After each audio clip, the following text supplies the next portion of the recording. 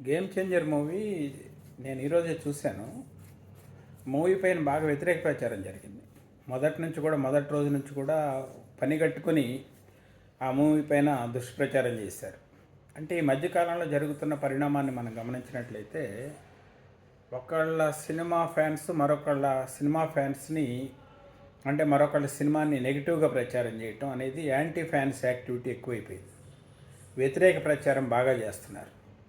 Movie వెళ్ళి ప్రేక్షకులు చూసి వాళ్ళ అభిప్రాయం తెలియజేయకముందే మూవీ బాగాలేదని చెప్పి దాంట్లో అది లేదని ఇది లేదని రకరకాలైనటువంటి దుష్ప్రచారాలు. వాస్తవంగా ఏంటంటే గేమ్ చేంజర్ మూవీ ఇంత వీళ్ళు ప్రచారం చేసినంత దారుణంగా అయితే లేదు. మూవీలో కావాల్సిన అన్నీ ఉన్నాయి.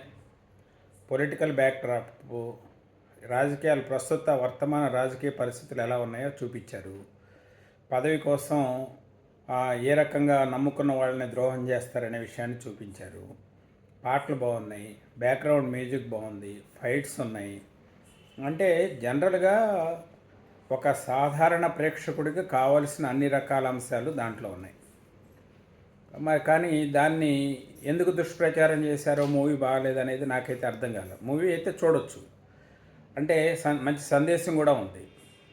జీరో బడ్జెట్ పాలిటిక్స్ కానీ, ఎలక్షన్ కమిషన్ విధులు కానీ, ఐఏఎస్ల పాత్ర కానీ, పొలిటికల్ లీడర్స్ ఏ రకంగా అధికారులను భయపెట్టి వాళ్ళ అదుపులోకి తీసుకుంటున్నారని కానీ, ఈ పెత్తందారి రాజకీయాలు ఎలా చేస్తున్నారనే విషయం కానీ, వీటన్నిటిపైన చాలా క్లియర్గా సామాన్యులకు కూడా అర్థమయ్యే విధంగా దాంట్లో మంచి సందేశాత్మక చిత్రం చక్కగా వివరించారు. ఐఏఎస్ల విధులు ఏంటి, ఐపీఎస్లు ఏంటి, ఇవన్నీ కూడా చక్కగా ఉంది. మూవీ అయితే ఎక్కడా కూడా నాకైతే ఎక్కడ బోర్ అనిపించలే. మొదటి నుంచి చివరి దాకా మూవీ చక్కగా. సెకండ్ హాఫ్లో అప్పన్న క్యారెక్టరు ఎక్స్ట్రాడినరీ. అంటే రామ్ చరణ్ నట విశ్వరూపం అని చెప్పొచ్చు. ఆయన జీవించేశాడు అప్పన్న క్యారెక్టర్లో.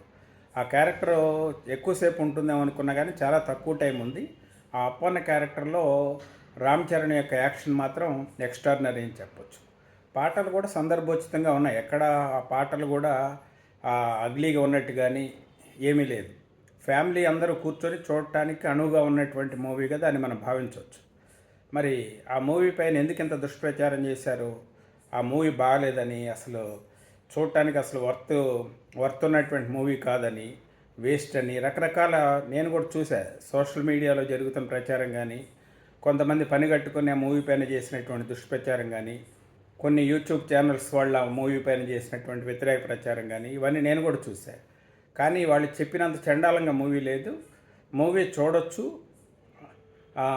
అంటే శంకర్ డైరెక్షన్లో ఇంకా బాగా ఉండాలి కదా, లేకపోతే రామ్ చరణ్ 3 సంవత్సరాలు తీస్తే ఇదేనా దీంట్లో ఉంది అంటే హై ఎక్స్పెక్టేషన్స్తో పోతే వాళ్ళ ఎక్స్పెక్టేషన్స్కి మూవీ రీచ్ కాలేకపోవచ్చేమో. కానీ సాధారణ ప్రేక్షకుడిగా మూవీ చూడటానికి పోతే కనుక ఆ మూవీ బ్రహ్మాండంగా ఉంది, చక్కగా ఉంది. మూవీ చూడటానికి సంక్రాంతి పండగకి మూవీ చూద్దాం అనుకునే వాళ్ళకి కనువిందు చేసేటువంటి చక్కటి మూవీగా మనం భావించవచ్చు.